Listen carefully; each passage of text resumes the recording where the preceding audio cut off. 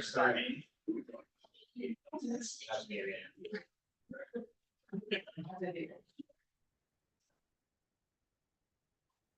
right, good evening, everyone. Welcome to our regular council meeting and committee of adjustment meeting for Monday, June 3rd.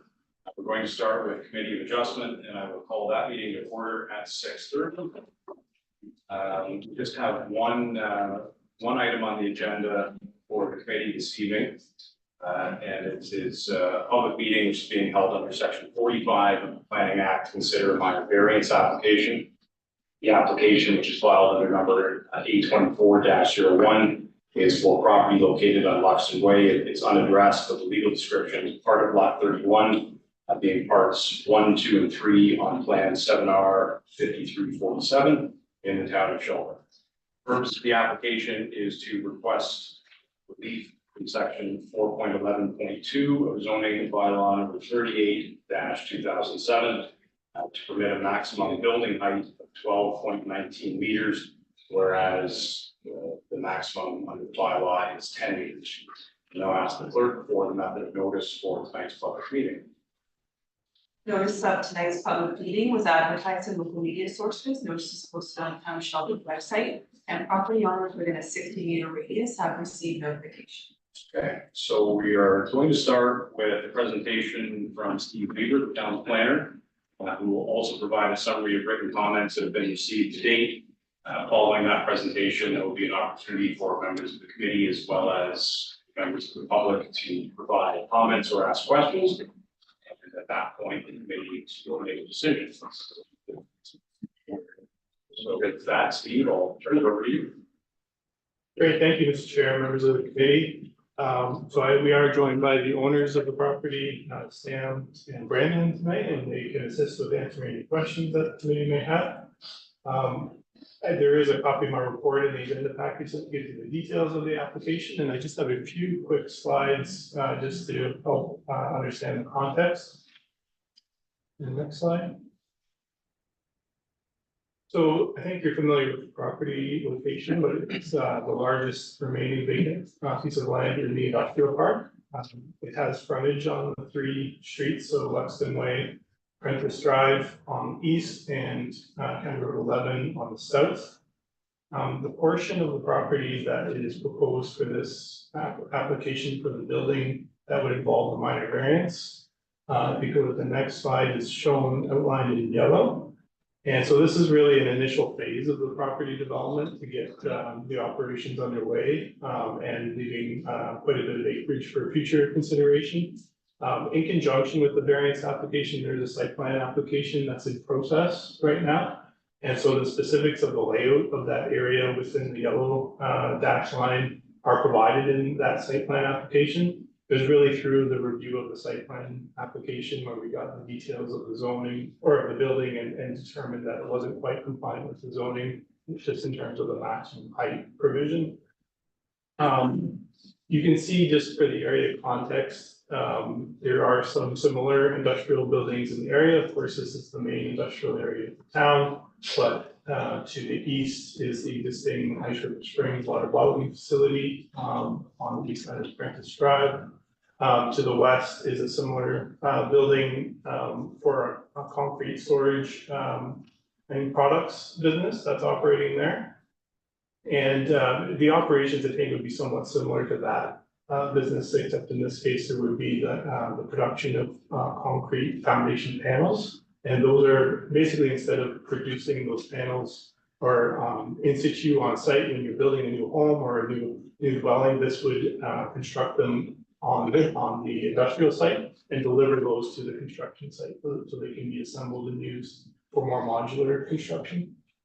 It does overcome some of the seasonality restrictions of construction and helps with that. So it's kind of an innovative way to support the construction industry locally and beyond Shelburne. Next slide just provides you with some photos of the current conditions. There are some materials that have been ordered and placed on site just to take advantage of when the owner was able to get kind of preferred supply and availability and all of that. So that's there, and there has been some preliminary clearing to set up the building area of the site, as you can see in the top photo. And then the view from the part that would remain vacant under this application is in the bottom photo.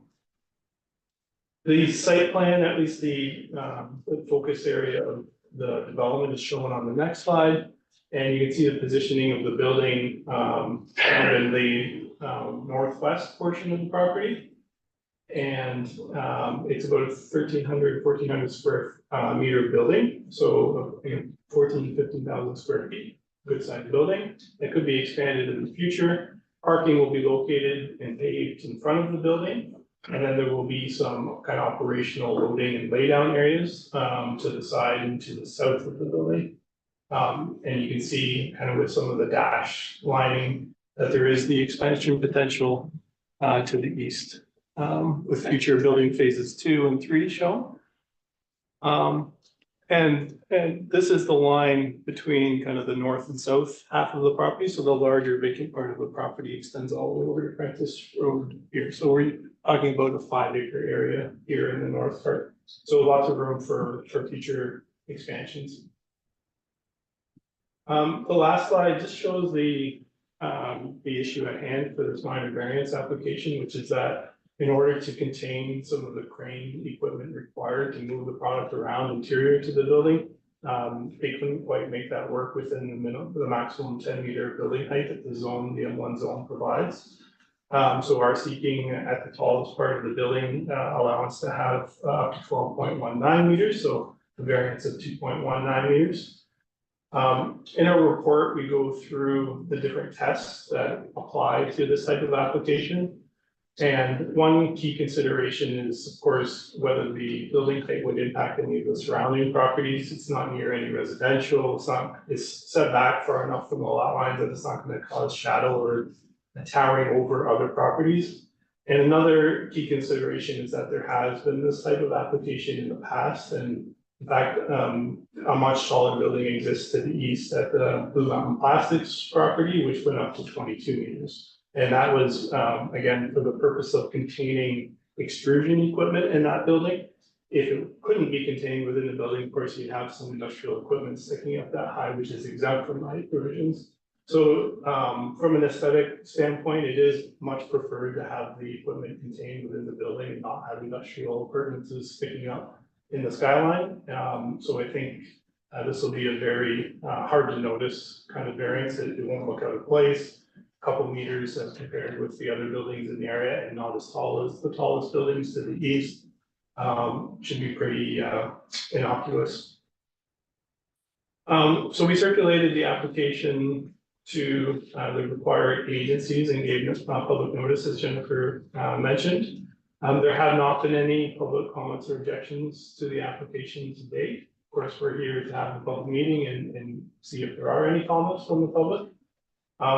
Similarly, with respect to agencies, we had already obtained agency circulation comments through the site plan process. There were no concerns from the agency circulated with respect to the building height increase. The site plan application has not been finalized yet, so what you're seeing here in terms of the drawings for the building itself are the first submission, and there's some comments that have been given back on that with respect to the industrial park design guidelines and so forth. So there's some final work that needs to be done to finalize the drawings. There has been a second submission that's under review currently. And the engineers are going to provide, final sign off ultimately on drawings that they can accept. And there'll be a site plan agreement, securities, and the normal process. That won't come back to council because, as we know, a couple of years ago, the province required that site plan application authority be delegated to staff. So the details of that are being reviewed to ensure it complies with the town's requirements. So I think that's what I wanted to cover in terms of my presentation, and I'll pause there if you have any questions for me or for the applicants. Thank you. All right. The only question I have, you answered as part of your report. I remembered, I guess correctly, that we went through a similar exercise for Blue Mountain, and I was just wondering, relative to this one, what the height of that building is. So it is substantially higher than what's being proposed here. Yeah. Okay. Any other questions from the committee members before I open it up to public questions or comments? No. Okay. Sam, Brandon, but before I open it up to other members of the public, anything you gentlemen would like to add? We're very excited to start. That's good. We're excited. Yeah, it's sort of off topic, but while you're here, what sort of employment numbers are you looking at once you're up and running? In the beginning, it's gonna be probably a little bit slower. We are shooting for about 6, 7 jobs. Yeah. And then as we progress, as the business grows, then it'll be more than that. Good. Good. Just a quick question on my part, is it gonna be local employment or are you bringing up staff from? We want local employment. Local. Yeah, we want local, yeah. As long as we can find them. That's the goal, is to produce with local employees. Are there, One more. sorry, go ahead, yeah. How many large vehicles will be required to transport your items then? It'll be done on trucks and trailers Yeah, how many tractor trailers is what I guess I'm trying to get at. on a daily basis. On a daily basis, yeah. One Just one? in, one out. Okay, fair enough. That's all I need. Any other questions? I know you folks are here for the next matter, but feel free to add something, just when something comes to mind that doesn't look like it. Okay. All right, did you have? I just, it's 7 feet, you know what I mean? Yeah. Like, it's Yeah. 2 meters. It's not a big deal. It is truly a minor. Yeah. Incredibly minor. Okay, in that case, is anyone prepared to make a motion? Member Bernardo, seconded by Vice Chair Hall. So I'll read the motion. After considering the application, the committee is satisfied the request is minor in nature, desirable for the appropriate and continued use of the subject property, and maintains the general intent and purpose of zoning bylaw and official plan. The application is approved subject to the following conditions. Number one, that the relief from the zoning bylaw is only for a maximum height of 12.19 meters measured between the average finished grade to the ridge of the roof of the proposed building. Number two, that the owner shall obtain approval of the site plan from the town of Shelburne for the proposed development of the proposed building on the subject property and related site improvements as shown in the drawings provided by the applicant. Number three, that the owner shall obtain confirmation of sufficient servicing capacity by the town engineer for the allocation of servicing prior to municipal approval of the building permit. And number four, the owner shall obtain a building permit for the industrial building within 1 year of satisfying condition number three, failing which the servicing allocation shall be revoked and this minor variance shall lapse unless the committee grants an extension prior to the expiry. Any further discussion on that? All in favor? Opposed? That's carried. All right, congratulations, Joe. And that was only, thank you, everybody. Take care. Get started soon. That was the only matter that we had for general adjustment, so can I have a motion to adjourn? By Deegan, second by Sam.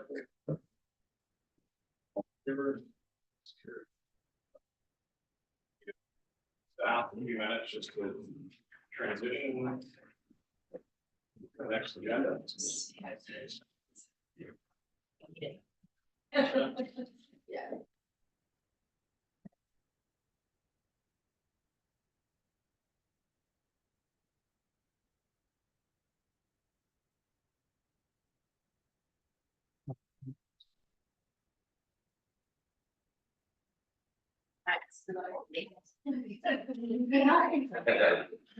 All right, so I guess we are ready to go. So we call the regular council meeting to order at 6:44. And I would just ask if you're able, that you stand and join us on the playing of our national anthem.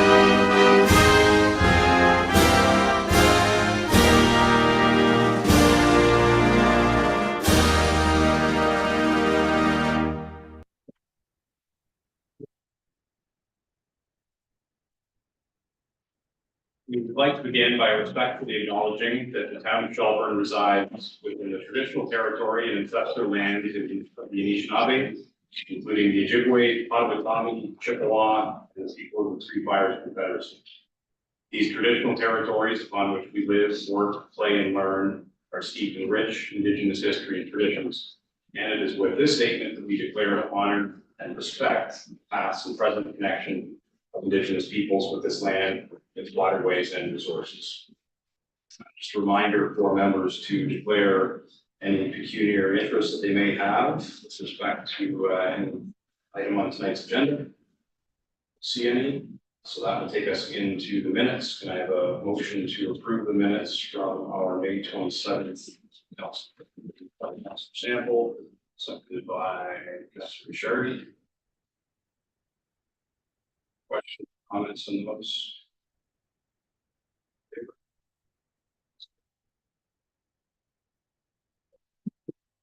So we don't actually have any items on the regular agenda tonight, but we do have one item under our planning public meeting. And that matter is being considered under section 34 of the Planning Act. And it is to consider an application for a zoning bylaw amendment for the lands known municipally as 393 Village Drive. Purpose and effect of the amendment, which is requested, is to add a site-specific provision to permit the use of a group home type 1 to establish a supportive housing facility for senior citizens who no longer require hospital care, but who may be unable to care for themselves. A maximum of 3 senior citizens will be cared for at the home at any given time. So with that, I will ask Jennifer for the method of service, or sorry, method of notice for tonight's public meeting. Notice of tonight's public meeting has been posted on the town's website and notice provided to property owners within 120 meter radius of the subject. So just like the earlier matter about that under committee of adjustment, our planner will give us a brief presentation outlining the application, and then following that, council and our public will have an opportunity to make comments or ask questions. Great, thank you, Mr. Mayor, and with me tonight, I have Natasha and Lobo to assist with answering any questions. They're the owners of the property. I do again have a few short slides to again provide the context for this application. For those unfamiliar, the subject property is located in the Summerhill subdivision. So this is the south end of the subdivision, the block, and the dwellings immediate surrounding the block are all single detached. And you can see the location of the property near the northwest corner of the block, outlined in red. These homes do have 2-car wide driveways and garages, so a little bit more space. These are the larger lots in the subdivision at the south end, a little bit more space for parking. And just to further illustrate that, there's a picture of the dwelling on the next slide. And you can see again the space available in the driveway. There's a sidewalk in front, so only 2 cars wide, and then 2 in the garage can be accommodated, but no parking beyond the sidewalk. There's a bit more space for visitors to park on the street because the driveways are a little bit further apart than say up on the north end of the subdivision on Cook Crescent. The next slide just highlights again the location of the property and the purpose of the application. There's a specific use which isn't directly defined in the bylaw, but in reviewing it with the owners and getting a detailed description of what they're proposing, it does best fit the definition of a group home type 1 in the zoning bylaw. A group home type 1 is defined and it has some flexibility, and it is basically for people who can't live on their own and need some assistance, but may not need, say, the support of a large commercial licensed facility or nursing home or something like that, and not necessarily that on site. And it also confines the number of people that can be supported to between 3 and 6. So it's of the small scale variety. Fairly common for municipalities to allow this type of group home with some restrictions in single detached dwellings. one of the key restrictions in the town zoning bylaw is that it does require an 800-meter setback between type 1 and type 2 group homes. So this would limit the number of these homes that could be established in say, a subdivision. If there were additional proposals for this kind of thing, say within that distance, we would look at that carefully to see, you know, what's the experience with the current use? Is it creating any impacts to the neighborhood? You know, has there been any record of complaints? And I have full faith that these owners are not looking to create any problems for the area and that the use is suitable, but to review these on a case by case, that setback helps to provide an additional layer of control and avoid concentration. Because of course we want the predominant use to be typical single detached housing. The other element to consider with this is right now the group homes are only permitted in the institutional zone, and there's really only one large vacant institutional property in town. It's not currently on the market. It does limit the opportunity for people to establish these types of homes based on available locations. So if we go to the next slide. This is the site plan for the property. No changes proposed really to the dwelling or to the outside of the dwelling. As I mentioned, the parking is provided there. There's 4 spaces available. The people who would live under the supervision of the owners, you know, they are elderly folks who would not likely have, they wouldn't have their own car, they wouldn't be capable of driving. They would rely on the owners or delivery services to meet the day-to-day needs. So we don't anticipate this would really generate high parking demands. The only additional parking that we would see is say if there's in-person medical appointments from a doctor or something, or if there's family visitors coming to see them. But that could be the case whether this is a group home or not. Certain people sometimes will care for their elderly parents in a house and they have family visiting, whether they have that or not. So it would be subject to the same rules as like a home-based business, where there are some limits on kind of the concurrent external visitors and no outside employees expected, so that you wouldn't need, you know, staff parking and that kind of thing. And these owners have confirmed that they're intending to operate this on their own without people coming from elsewhere to be employed there.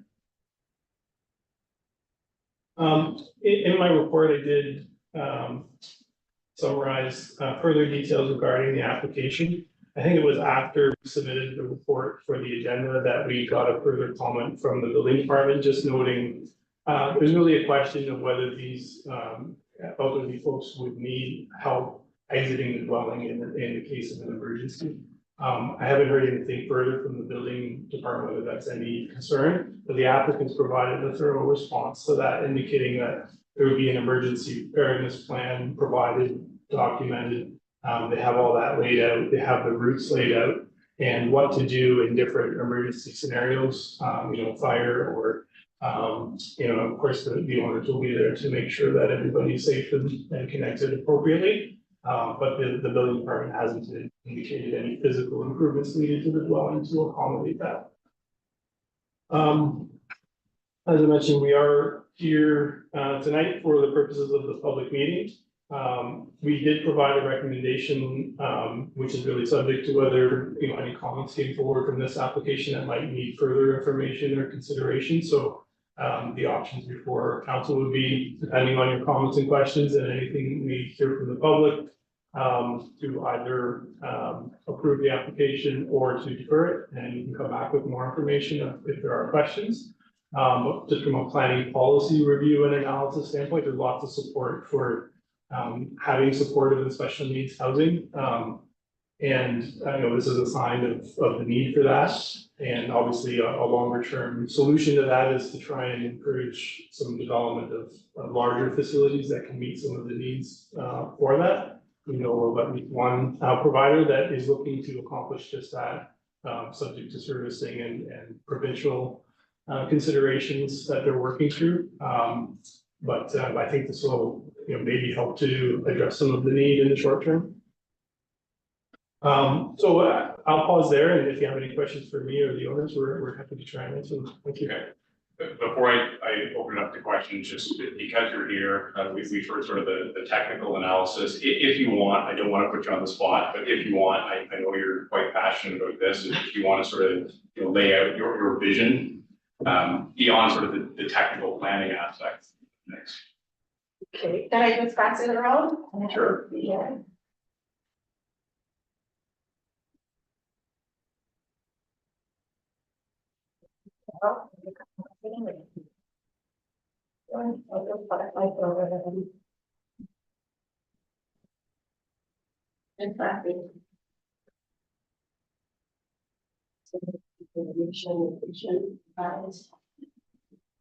If I could just add a few words why I'm interested in doing this. I've been in the health industry for quite a while, and I've seen the need since I came to Shelburne. I've seen the need more than anywhere else.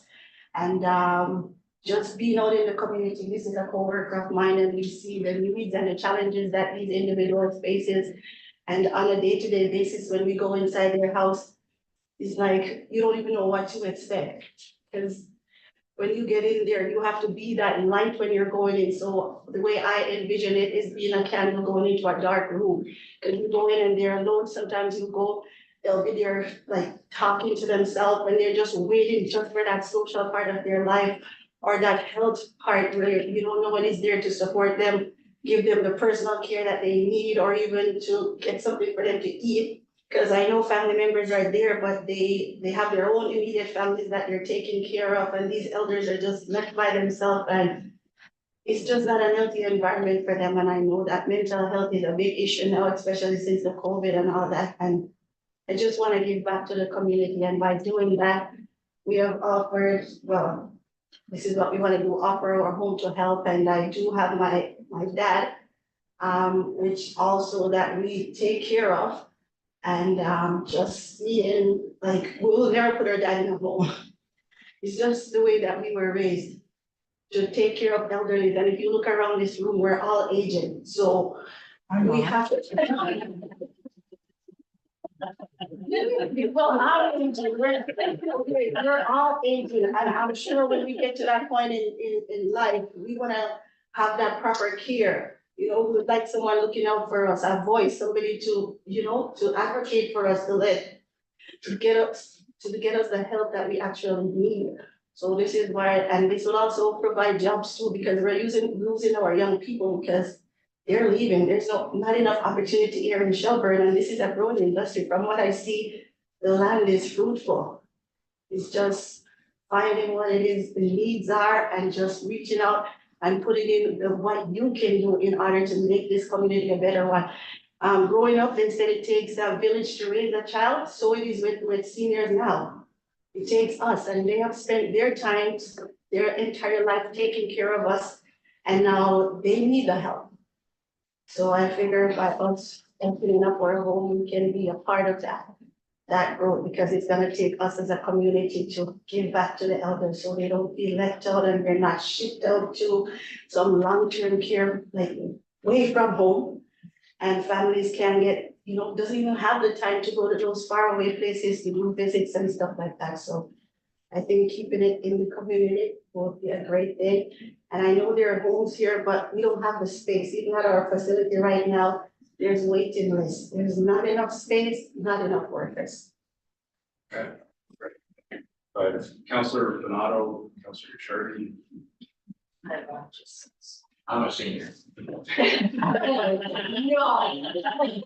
Yeah, pretty close. One of those, stuff on. Anyway, where I grew up, we did look after others, we still do. Yeah. And I'm the sandwich generation where I got the elder and the younger.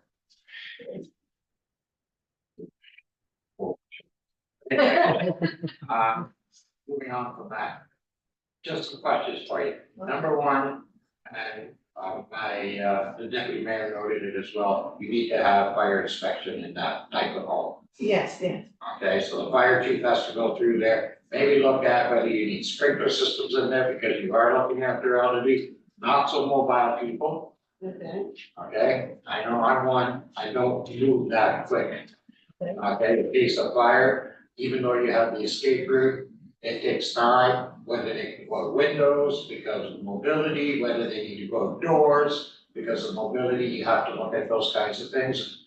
When you're looking, especially with elderly people, it's great when they're mobile, but when they've got canes and other things, it's really difficult for them, especially when they've got metal parts and things. I know that. Yeah.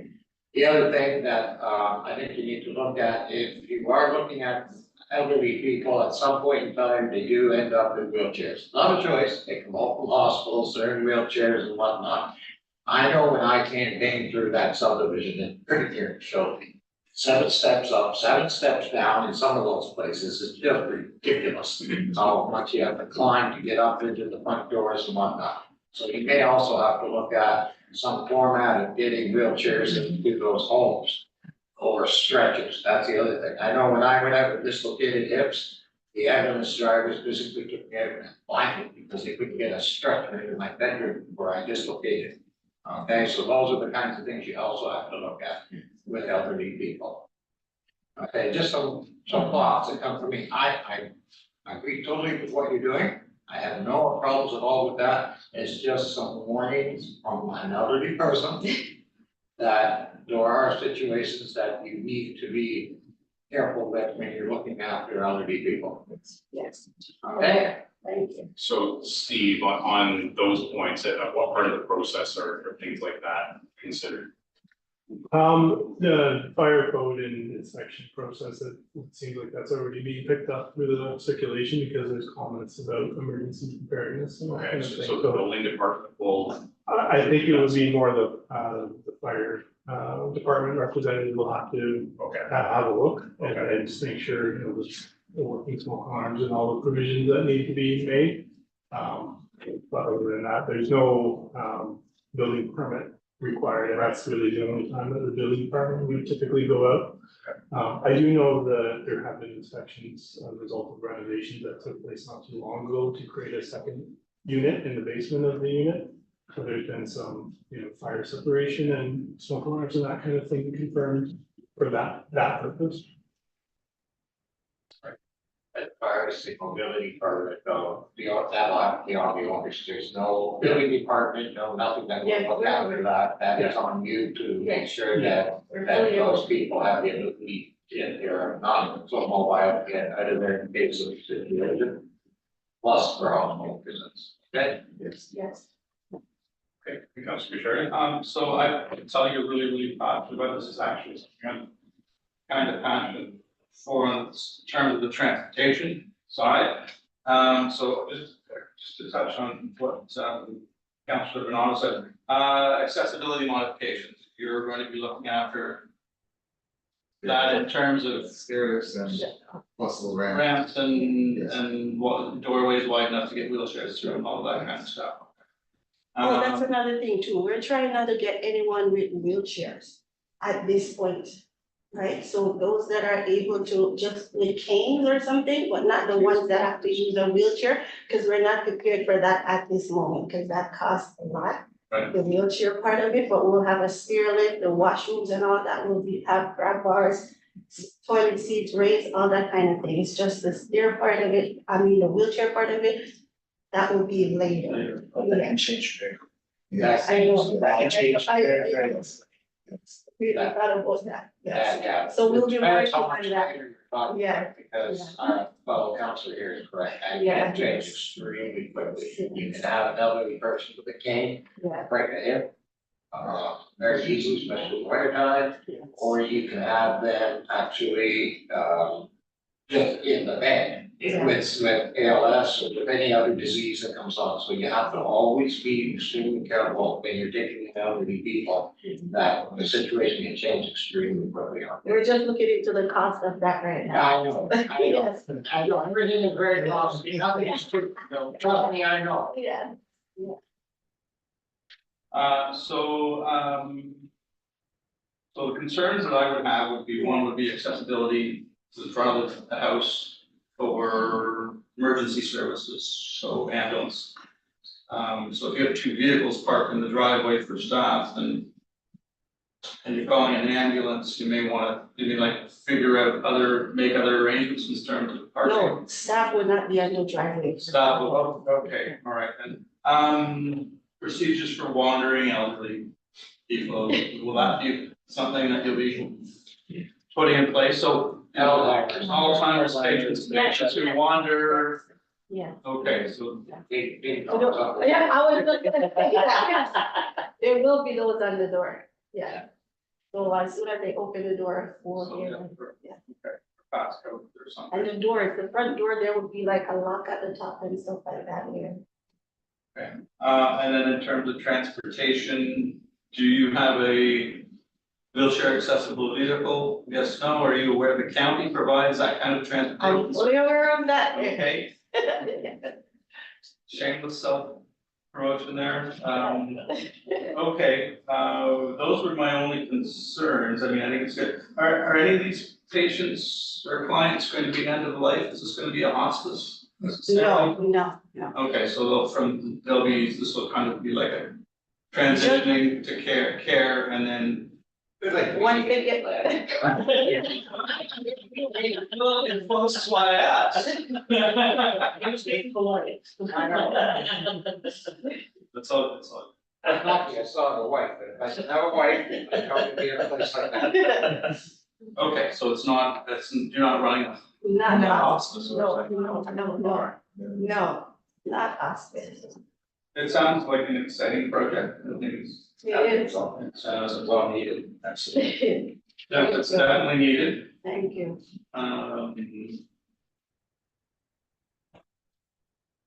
But those are kind of my only concerns with being somebody getting out that may have Alzheimer's or No, they. community, no, I Yeah, understand. Even then, Yeah, relax, yes. You can help them out, get Alzheimer's, is ready to do it with police. Yeah. there's Yeah. bands and bracelets and codes and stuff. Yeah. Okay, those are my only, thank you, Councilor Wagner. Thanks so much. Yeah, so I have no problems with this at all. I think it's wonderful. We are struggling in Shelburne as it is for senior care and transitional housing. My only concern is the actual zoning part of it. So that's probably a Steve question, which we sort of briefly discussed when we were coming into the meeting today. With the group home type, is it type 1? Yeah, group home type 1.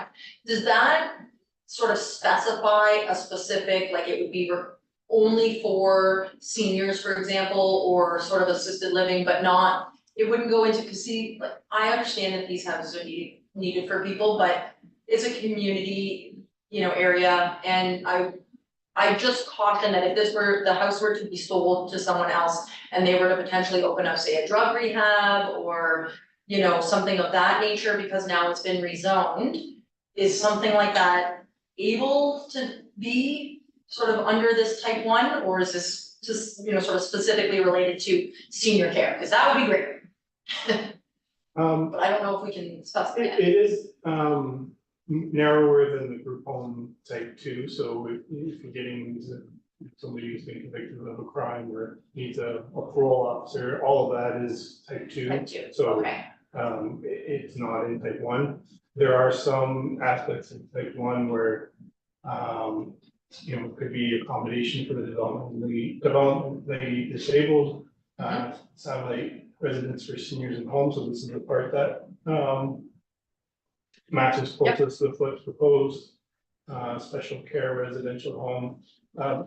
All of these terms are used because many of them have specific licensing requirements of the province. Okay, So they've been grouped together to kind of avoid the issue of what we call as planners people zoning, which is something we're not supposed to do. Right. So we have to give a little bit of flexibility that it could be a range of people who may need support, but not certain types of licensed facilities like that would require a parole officer or someone who's in charge of a crime. So it does provide a bit of flexibility. Yeah. It's not exclusively the seniors that they're looking to accommodate, but it can't go as far as it takes. so the type 2, they Yeah. would have to come back and Yeah. do this whole process or whatnot, if it were this. Yeah, and if it, the one that maybe might be more concerning, for example, to neighbors would be an adult community mental health program. Like to run that kind of program from a home, zoning may not be a hurdle. It's probably more likely a licensing and staffing ratio kind of thing. Of course. And so although that's in type 1, It It's would be it's not harder likely that it would in a involve into residential that. house. Yeah, Okay. yeah. Because like you said, staffing and parking and would be a little bit harder to facilitate at that point. right? Yeah, and some of these, but through the license, they need staff with certain specific credentials and training to deal with those people, so. Right. It's the narrower of the two types of group homes. Perfect, okay, that was kind of my only concern when I thought about this, was just because it's a residential area and I just wasn't sure where it could potentially go. Perfect, thank you so much. Just a quick question, Steve, who, if you know, like, is there an inspection process on this once they're up and running? Is there yearly, just like bi-yearly inspections on this to make sure it's still being followed by set rules that are going into place? I don't know, that's why I'm asking, so. It's okay to give the zoning and then all of a sudden the zoning's there and then all of a sudden the shambles happen inside the house, we don't know, right? So that things happen. I believe the fire department can make inspections at any time. Now, I'm not sure if they have an annual cycle for this kind of facility or not. That's something we have to talk to the fire chief about. It's yearly, and then who performs that? They do perform it. Who? Inspector. The Fire inspector. department. To ensure that the. So it's sure the dwelling is safe, but what about the means of everything else that's going on? That's prevention. Is the same as any home and So the nursing home, it's up to the province to inspect it. So that would be like under a licensing, right? Yeah, You have to- they're licensing and accreditation license, you have to have those. The same as Putnam Oaks, the same as Shelburne residents, you have to be inspected by the province. Do we? I don't know. They did. Well, actually, at this scale, so they don't fall under the provincial, like, retirement home or nursing, long-term care home licensing process. So it very much is like if you were to permit a home daycare, for example, the town doesn't have a licensing program for that. Right. And so it's more about monitoring impacts to the neighborhood, complaint registrations, those kinds of things, and then the mechanism that's would typically be used if there are nuisances or problems would be, are they meeting with the zoning requirements? Yeah, there could be parking cycles or other things, but We can direct dialogue to inspect. yeah, if there's any kind of zoning infraction, like if they're going beyond the group home type 1 type of permitted use, but the purpose of this definition in term is to keep it tight and small scale, like a private home daycare, for example, because anything beyond that has impacts that do warrant more of a license and an inspection process. Right, so I think you said 3-year reports, 3 to 6 3 to 6. is the range. So I'm just asking questions, I think it's a great idea, I'm just playing a bit of questions. So if 8 show up, how does that get caught or monitored? And that would be. I'm not saying you're gonna do it, I'm just saying. I trust you guys, but I'm just saying. I mean. It's, you won't have 7 days. Yeah. I know you don't, but not necessarily, we grant the zoning change, then you decide to move on, sell, that zoning stays the same, That's what right? it is, that was on my. So then- only the zoning So then it becomes a problem in the future for us, not necessarily for you, but in the future, so how do we manage, I don't know, how is it managed? Well, I think your point about potentially increasing numbers beyond the 3, that is something that certainly is within our like zoning powers, so that would be a zoning issue that we could enforce. I guess your first question about like standards of care, like client care. Yeah. Like, I guess there's a reason the province has chosen not to regulate homes under a certain size. I mean, like, that's something in my mind that is wholly within the provincial sphere. Like, you know, patient care mandates and regulations is provincial responsibility, as far as I'm concerned. They've chosen, for whatever reason, not to license or regulate smaller homes. You know, and I don't think it's up to a municipality to pick up where the province has said, you know, we're not going to do it. So I get that, and I understand that, but I was thinking these guys are gonna go that route, and I totally don't think that, it's just future planning, that if that's falling off our radar somewhere, with council moving around and staff moving, and all of a sudden that is, sites are opening up, and that's, I think so there's a change coming, so I just wanna make sure, is it not necessarily you guys, is it something we have to try and look at or monitor, or Denise, can you put any light on this for us, or? That's a bylaw issue, I think. You can elect a bylaw. So I just wanna clarify, there's only so much legislative authority a municipality has. Other than its zoning compliance and property standards and everything within the jurisdiction of bylaw, that is the extent to which our oversight ends. So I think what Councilor Sample was asking, what the mayor said, is standard of care. And what are the accountabilities if patient or the person you're taking care of, and not, again, reiterating not you, but say they weren't receiving the care that would be expected in a normal, like, home, long-term care facility. There's no accountabilities and legislative oversight of you. So if that family member has an issue, they have it with you. There's no jurisdictional oversight in the municipality.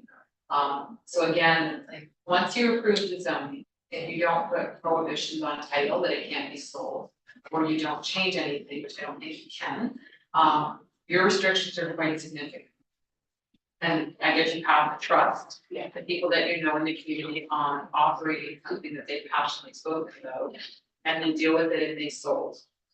That's about it, but to be quite honest, there's literally very minimal role that bylaw such not up to this area. Unless they let their graph go super long. That's about it. Well, perfect. Yeah, though, I mean, again, like I said, it's bylaw issues, which are very common to any residential home that we would deal with. Anything that's happening in the interior of the building is usually has no realm for bylaw. And the only other place then would be the annual inspection as fire department undertake or any other nature. Yeah, that's it. So. Yeah. So staffed by PSW, staffed by RNAs. So there will be PSWs, SSW, and the driver. Oh, okay, and that is, those are your titles. Yes. Okay, all right. And they can park it, right? So you can ride post on. Yeah, no, I just. That's about. Do you want the deed? Did you tell her? Well, we've had those kinds of questions before, and I would use the analogy of like a private home daycare. If they care for more than the number of children than the law says they can, it is a risk and liability issue for them. They have trouble getting insurance. If something happens to one of those children or the people they're caring for, then they could be liable. So there are some controls, like not within the town's jurisdiction that way, that it's a risk and liability issue. And if you exceed a certain number, you may then be subject to the provincial licensing requirement. So although we may not pitch it that, oh, there's 7 people instead of 6 under zoning, if somebody complained and took it to the license authority, that could be a problem operating something within a license. That's probably the best analogy. It's something, Yeah. like we're used to, this is a novel idea within Shelburne. Yeah. But we are used to the concept of private daycare, so Yeah. it's an unregulated thing. Yeah. Okay, Just one more question. I did catch something you said there, so if they decide to sell the property, can we revoke the zoning on that? Once it's been, It doesn't. or to have that application have back to us? You'd have to take the step of doing another public notice, public meeting, notifying the new owners of the intent to do so. And then you would have the opportunity to object and whether they want to maintain that permission or not. That could also happen through, if it's zoned that way, but hasn't been used that way for a few years, we would usually flag that through the periodic updates to the bylaw and say that use hasn't existed in a long time. There's no need to keep it on that property and we would recommend removing it, but it doesn't automatically provide you with the opportunity to change it as soon as the ownership changes. And if the owner objects, does it go to the imperial line, right? Anytime you were to change the zoning, as it stands under the current legislation, yes, the owner could appeal the decision. Yeah.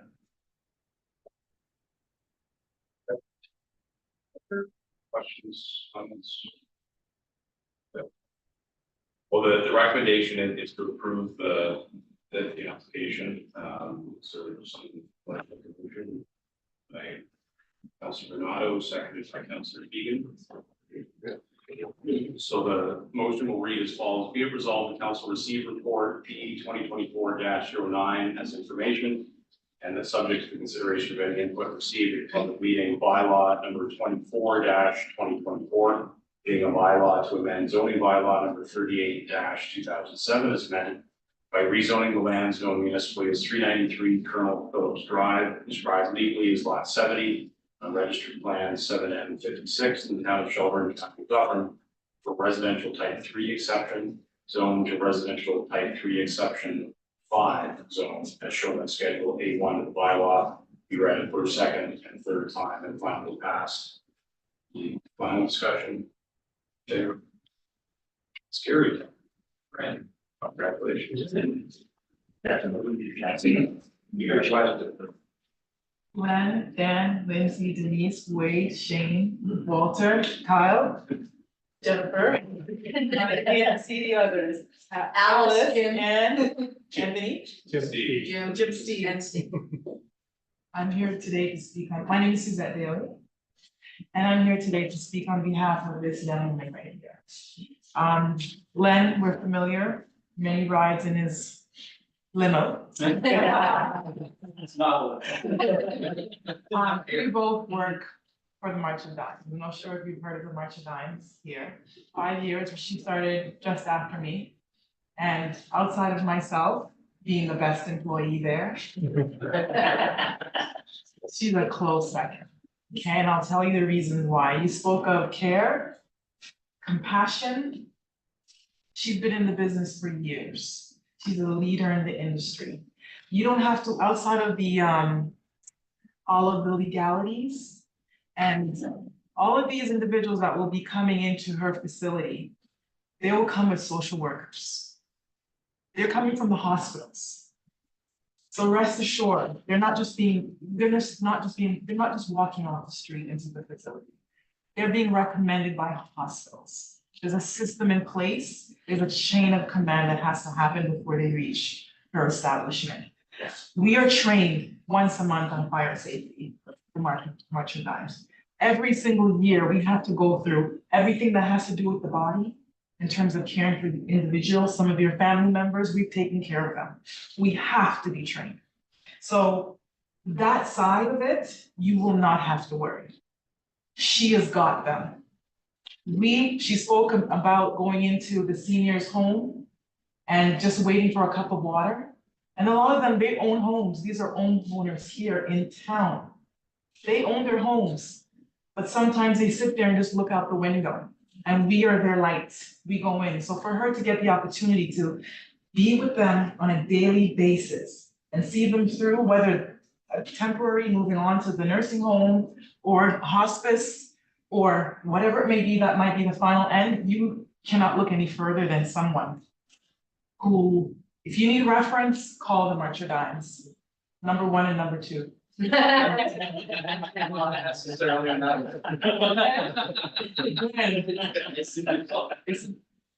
bathe them, okay, adult day program, we bathe them every week, we take care of them. So you don't have to worry about putting this business that is going to flourish, maybe 1, maybe 2, in anybody else's hands but this lady's hands. Okay, rest assured. It's my pleasure to come here to see this potential opportunity rise right here in Shelburne. As almost 10 years in November, we've been here, okay? And it's been a ride, it's been a journey, but to see seniors, I fell into it. I went back to school real quick to be an educational support worker because I'm passionate about teaching children. And I didn't do so well the first time in the interview and I was discouraged and I said, you know what, I'm not going back. And she said, do it again. I'm a hairdresser by trade. When they asked me the question, I didn't know how to answer it. COVID came, I did my placement, and I didn't get an opportunity to do the hands-on with the kids. And she talked me through it, and I worked with the board, and I worked with March of Dimes, and I still do hair. So, thank you so much for the opportunity. to have us come here today to see the potential in the town of Shelburne. Thank you for taking it on. Congratulations. Yeah, we're doing, yeah. I'll just add, one more thing, we know a little bit about her. But my background, I was a driver for the Regional Appeal, Trans Health. It's similar to, Wheel-Trans in Toronto. So for about 11 years, I dealt with the elderly, the handicapped, and getting them to the locations. So that's my background to taking care of people. Apart from that, I am a pastor. So that's also my local church in Brown. It's a good part. Yeah. And you know what, the eyes are watching, God is watching, so. Yeah, the other best here. You want to start a business Trans Health up here?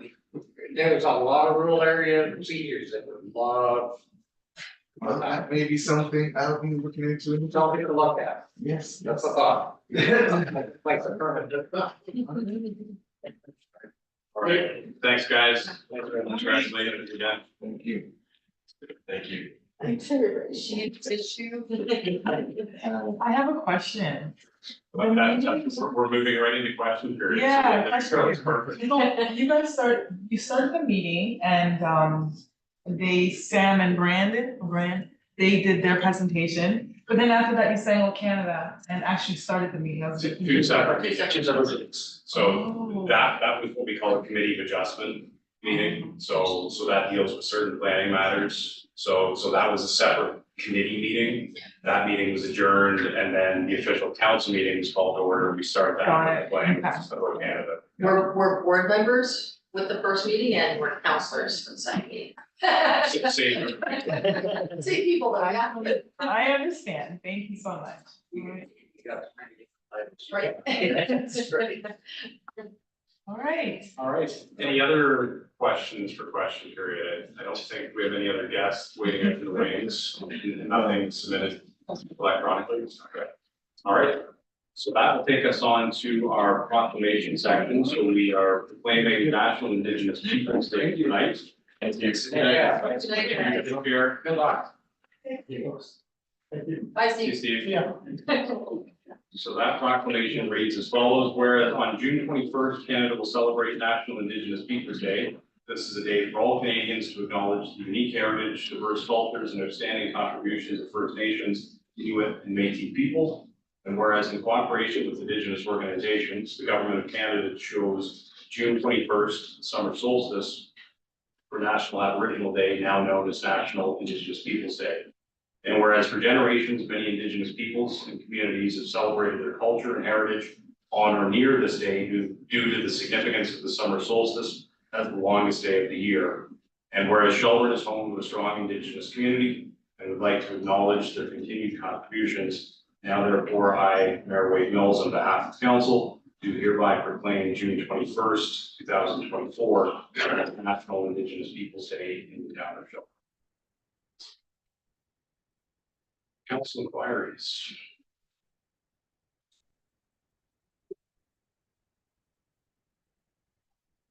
At our committee meeting on Thursday with the county, there was a discussion and I always had a worry about 124 and the people walking on the side of the road down to the plaza. The county is willing to work with us, whatever we decide to do, but I don't, no trail from the field gate going north, no trail to the field gate subdivision or sidewalk or anything, nothing. So they have to walk on the side of the road. But the county willing to work with us, is it possible that we can look at least, if not a sidewalk, a trail? To walk there and have people be able to come down safely to the shopping without walking on the side of a major, I would call it highway for lack of anything else. There's an awful lot of traffic on that road, and I'm just scared to death that somebody's gonna get killed, whether it be a small child, a lady with a carriage, something. Anything can happen, so that's number one inquiry. Okay, Denise. No, I said if there was any part from the, sorry, through the mayor. My understanding that was being addressed as part of the TMP and the work on the geological assessment of County Road 11 and that extension, is that correct? So there is the extension of the sidewalk from 124 on the north. And we will be looking at potentially, as most people are aware, that the property adjacent to Millville at some point is expected to be developed. We had identified in the Parks and Recreation Master Plan that we had hoped that potentially that we could have a direct trail linkage coming off of that new intersection and across. The challenges of that topography there and the fog-like situation makes it literally impossible to put a trail in there unless in the future, potentially, we could consider an elevated boardwalk like trail. So there may be some flexibility under what Shelburne controls, potentially look at other linkages coming up 11 across 124, but that development would have to be done. Anything on 124 is under the county's jurisdiction. And we know that we did get the extension of the sidewalk up to School Road. And absolutely, that was a new extension, but you're right. If you're leaving, Emerald's Crossing, you are walking across 124 on the north side, there is nothing on the south side to walk on. You have to go across the north side to the lights, over, and then you would walk on the bit of the No Frills parking lot, literally until you got to that, dirt trail light path, which we have identified as part of our Parks and Rec master plan. Our goal is to hard surface those trails in the future. And that was it.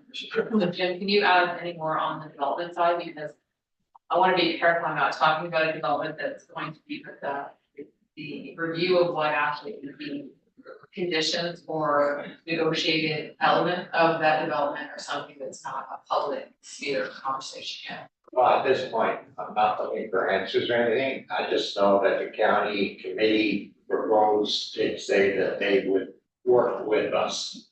So I would like to leave it with staff, with the county, to look at any possible way or means of making safe travel down 124. I'll leave it at that. I don't need any more answers. So the only thing I'll add, and I know staff, we've had conversations not only with our colleagues in county, but our, our counterparts or colleagues with MTO.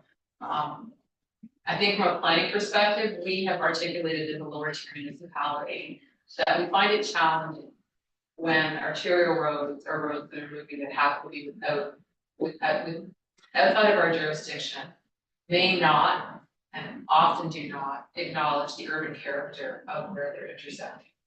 And so similar to what Vision Zero's principles are, is that the priorities of safety is pedestrian first versus the priority of car and moving traffic.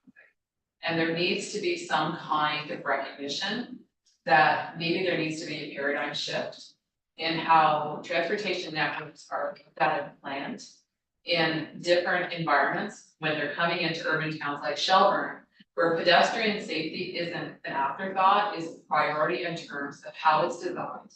Road width, sidewalks, in addition to all traffic calming measures and speed limits. That would eliminate potentially some of the conflict because there's two principles that are sometimes opposed. Us slowing down traffic and wanting pedestrian corridors, versus the philosophy of some that want to move traffic unimpeded. And where those clash is when there's impact to pedestrian safety and what community expects, and they don't want to have to try to navigate intersections of the pedestrian or a cyclist that are unsafe to them. And I think 124 and 89 is a great example of that. So yes, we as staff, it's more than a philosophical comment, it's been had. MTO is the same. Okay.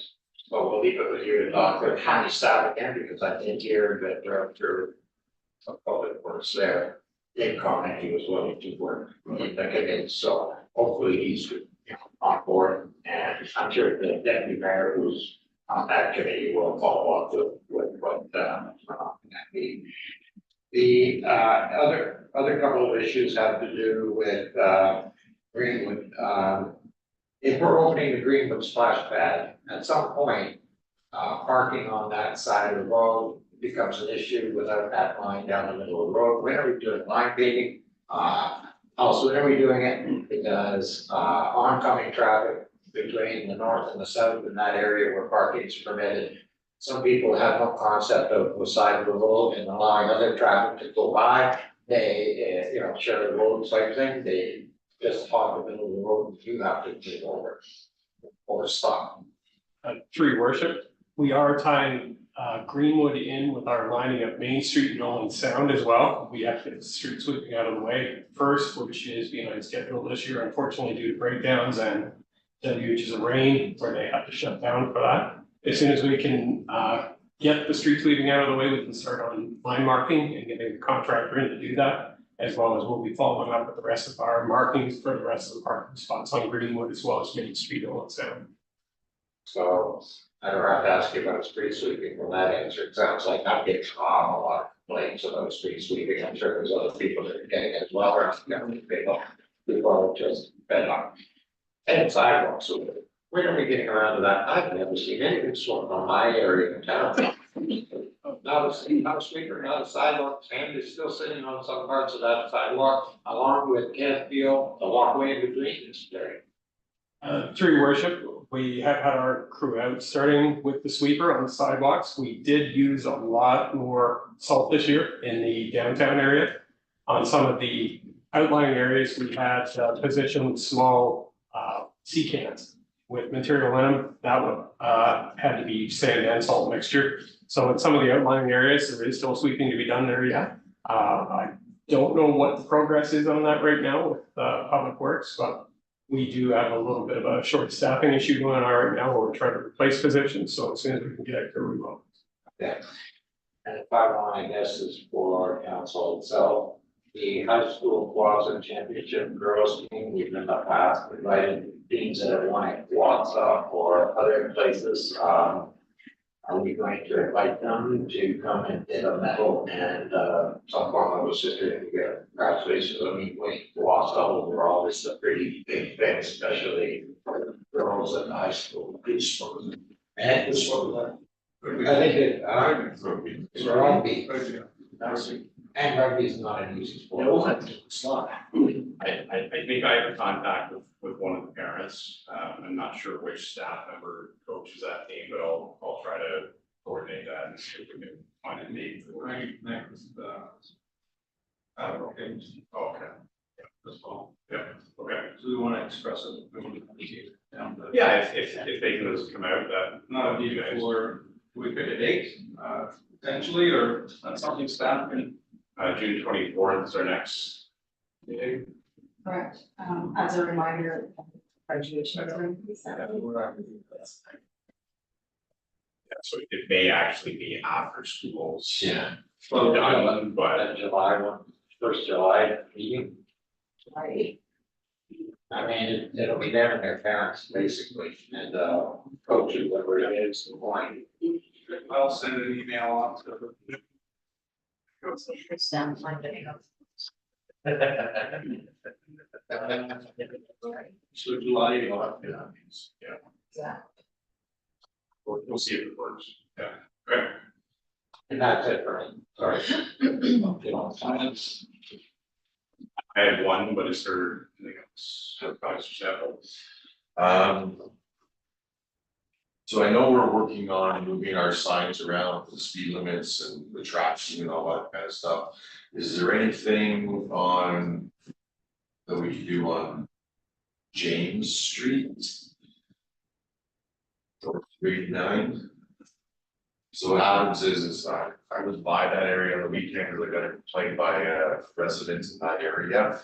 And it seems like as soon as the traffic gets backed up, everybody cuts down James to Roberts and cuts across into William. And then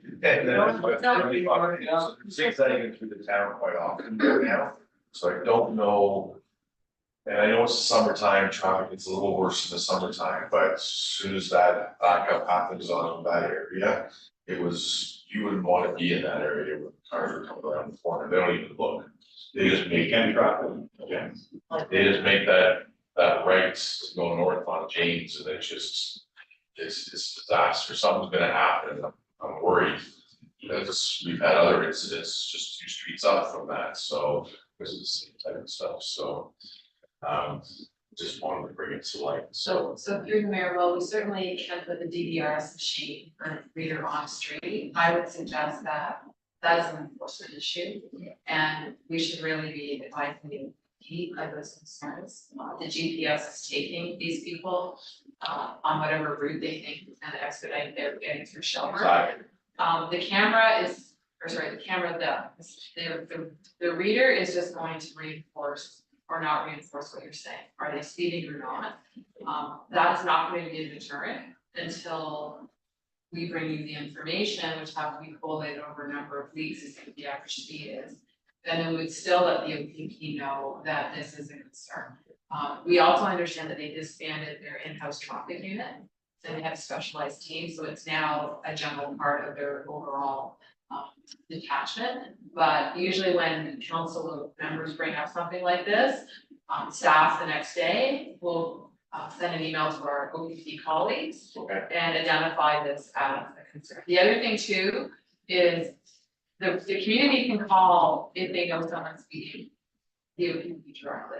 They ask them on the recording if they set the vehicle, car, if they have a license plate, any kind of thing like that, so that would be recorded, and that plate can then be tracked. So please don't hesitate to tell them to do that, and we tomorrow will advise you that the community members have communicated to you that there's issues on James. It's the problem is it's very hard to do, when a car is Right. speeding out, so get that license plate. You're right. So he's right, they're right on the corner, and the problem is when they make the right hand turn to go north on James, they're not having, they're not stopping, they're not looking, they're not doing it. They don't stop, they don't stop even at the stop. And not to belabor it, but through the traffic calming report, we did identify that we hope that the outcome of this, in terms of one of the tools that we'll have, is that the town will be a participant in automated speed enforcement through whether it's the LAS program, which is where we expect to go. Those mechanisms would provide immediate deterrent, because if you speed and you get caught, you are gonna get a ticket that correlates to your speed, and because the majority of this town, with the exception of the little bit outside the connecting link and 11 and 124 is all 40. So if you're doing 70 and 40, that has a significant cost. So but that's probably a year or more on. But again, this is an enforcement issue. Yeah, to Denise, I mean, having residents call you, even if it's not specific to one vehicle, just having that information go in, creating the stats. Yeah. That I think is helpful, because, you know, that then supports the message we're relaying to them as well, that, you know, that this is not just something that's coming from politicians, this is coming from residents on the ground. We're noticing trends, and that's, I think, what they need, or at least helps, when they're looking at deploying their resources. So if they know that's a particularly bad area during certain times, weekend traffic in particular, you know, hopefully that support their decision to what the heck their focus in that area. You can stand out there. A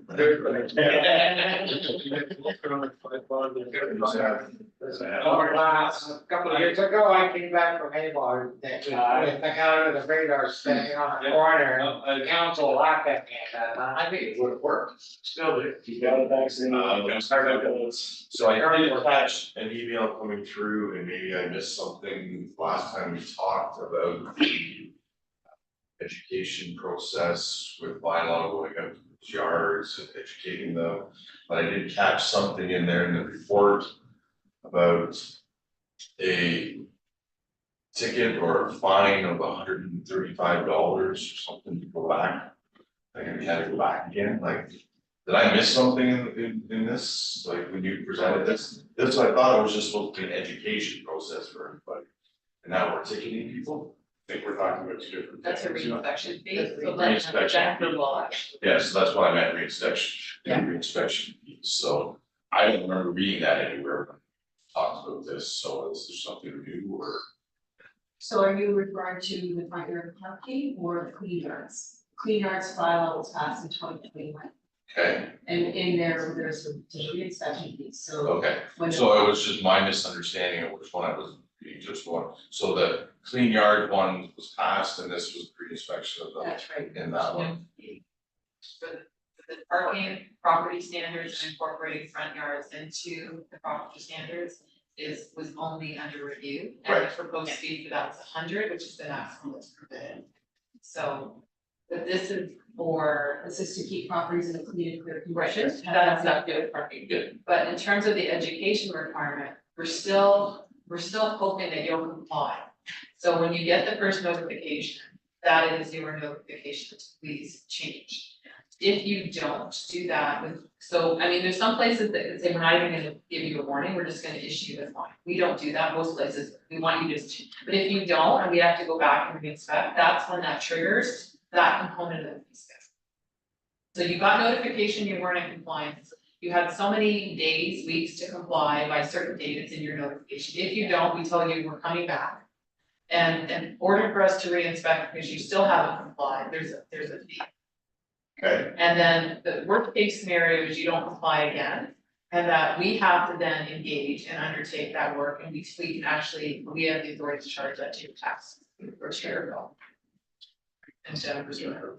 In conjunction to that, there is set fines associated with cleaners. It's $250 fine, which you must fine, and the town has to cover us.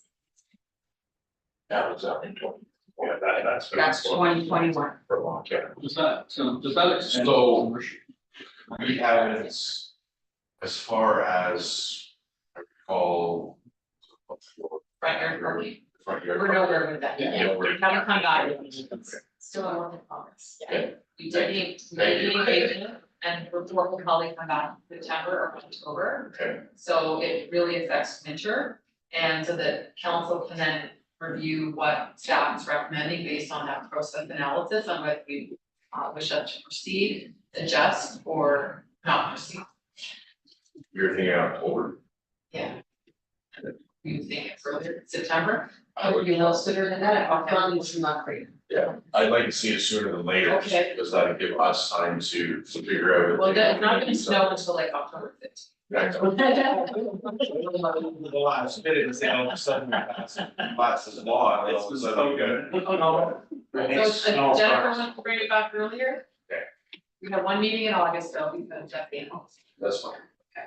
That's September. Okay. That's important. We had so. This is the road parking, the five or the restriction on road doesn't start. Exactly, so yes. Okay. Thank you. Right, anything else? Already just a little bit one. So Jim and I sort of discussed this already, but I just wanted to make sure that I guess anybody who's watching sort of knows it. But so if you wanted to speak a little bit on the construction for the park in Highland Village. Which I think, do I have it correct? It's the one on the west end, right? I mess them up all the time, so as we sort of mentioned, as I mentioned to you, I have a couple community members who are concerned with the sort of the timeline on the development of that park, and then sort of whose responsibility it is, and when it's actually going to be completed. So if you wanna just touch on it briefly, so I can share it with some people and they can get a better understanding. Yes, through your worship, we haven't assumed the Highland Village development yet, there are still a number of outstanding issues there. Part of it is the park block too, it's gotta be finished being cleaned up. There is also, as part of the agreement, a paved trail that would come through the park. Connect out to Barnett as well as down past the pump station to give continuity into the subdivision with the sidewalk that runs through the middle of the development as well. That is still underway. The developer was making pretty good strides with that and this kind of fell off there. They've got another large project. They're back now and they're doing the entrance features to the development today. They're finishing up some of the fencing along the storm pond and they are making roads towards finishing that off. We do have that park in our budget for this year to be built. That at this point isn't very realistic because we haven't assumed it yet. And there is still work to be done in there yet. But we have a general plan for the subdivision, nothing written in stone there yet. So there still has to be a design work report and all that. So just so that the public or the community over there understands, like the town's sort of position is being fulfilled, we're just delayed slightly because of the developer. Yeah, through your worship, yes. Okay. There is some misconceptions there too, with the residents believe it's the builder's responsibility. The builder and the developer aren't always the same entity. Oh, right, So okay. that throws some people off there too. There's lots of people that say, we're waiting for the town to assume it and then we want to see changes done to it, which that's not the way we operate. We want to see it done to what was done in the agreement, then we assume it, and then it doesn't cost the taxpayers over and above that. Okay, timeline maybe 2026 or? Through your worship, it is looking good, but I wouldn't want to put a date on it at this point, just to get people's hopes up and Yeah, dash, but. okay, perfect, thank you so much. Oh, just to add to what Jen said, just to clarify, like a little bit more clarification. The park development is a two-pronged approach. There's what the developer is responsible for, and that's the preliminary stuff, this is the washroom, the gate trail, and one of the other site works. The stuff that most people care about Yes. would be the playground and some of the other park amenities. And those in this development are a function of the town and development charging. So because the one requires the other to be completed before it can be initiated, we originally thought we would be completing our component of the project in 2024. It's in the budget for $650,000 and it says DC. That most likely will start in spring or late spring 2026, so that community will have their playground within 2026. That's the timeline. One of the things that we will usually do in other parks, if that's usually when the park's under construction, is we'll put a sign up to say project, what it's gonna include, and when it should be open, and estimated timelines, but usually the design is ready and it's shown. We thought for this particular one that maybe later in the process this year, we'll put out the general information board in the park, just to say, this is what we've done, this is what's to come. And because this is a new park, we've had a past practice of community engagement. So for example, if there's 3 playgrounds that potentially would be something we could look at, we'll use our bang the table site to say A, B, C, or 1, 2, 3, which one do you prefer? And that literally will garner what the votes say is what we will do. So if you like blue and somebody else likes yellow, or you want this, what other features they want, so that it's actually a reflection of what the community wants. So that's built into the process as well. Perfect. Sure, that sounds great. Good. Okay. All right. And mine is brief. This Thursday, June 6th, is D-Day, which obviously is an important day to recognize each year. But this year, there's going to be something kind of special in the town of Shelburne. I was approached 2 weeks ago, I believe it is, by the Rotary Club. And I guess over the course of the last couple of years, the Shelburne Rotary Club has donated some money to the Juno Beach Center.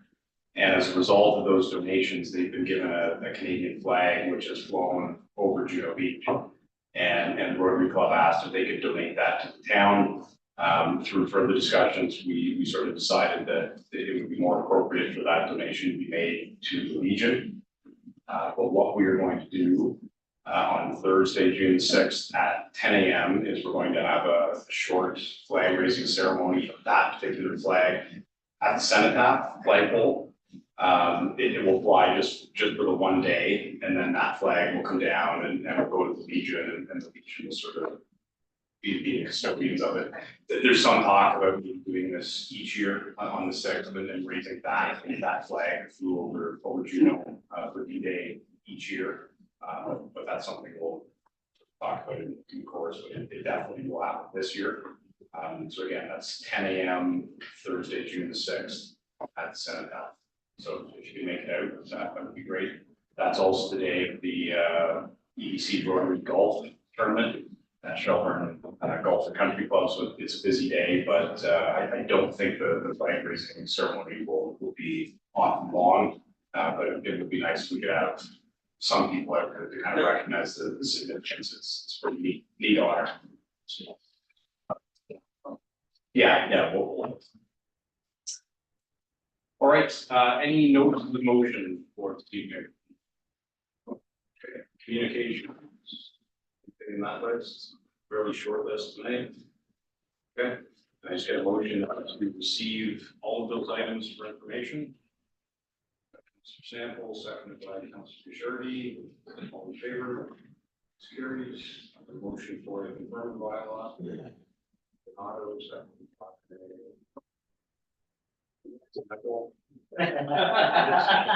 All in favor? Oh, I got the next one. You do. Adjournment, moved by Councilor Wagner.